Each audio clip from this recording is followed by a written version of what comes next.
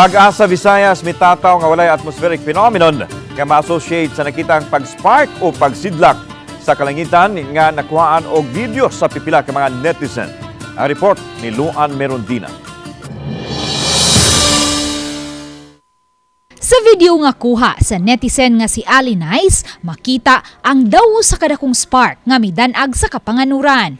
Matod ni Ali, dito sila sa usa ka campsite sa bukirang barangay sa Sirao sa Cebu City, uban sa mga higala, mga alas 11:12 ni adtong Martes sa gabi, dihang nakuhaan niya kini og video. Base sa video, daw gikan sa ubos ang kalit nga pagsiga o pag-spark ug ang kalit lang nga midanag sa kapanganuran.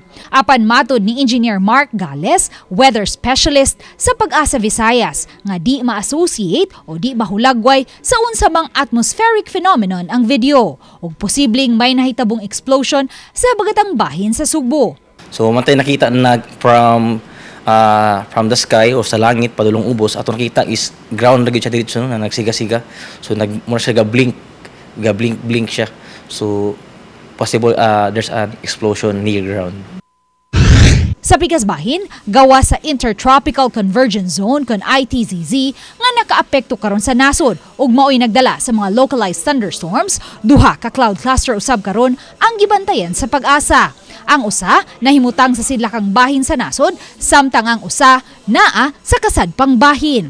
Subay niini, sugod ugma sa hapon hangtod sa weekend, masinati na ang madag-umong kalangitan ug katag-katag nga pag-uwan hangtod sa weekend. Ato nakita na siya moderate chance na mo develop into a bagyo next week, but currently wala pa pud tay LPA, so ato pa siya gina-monitor. And most likely if may LPA ni siya, knowing that ITCZ is the breeding ground aning LPA in Baguio and sis active ni siya, so naay chance gid na magka-LPA ta by the weekend or next week. Uban ni Marlon Melgazo, Luan Merondina, Balitang Bisdak.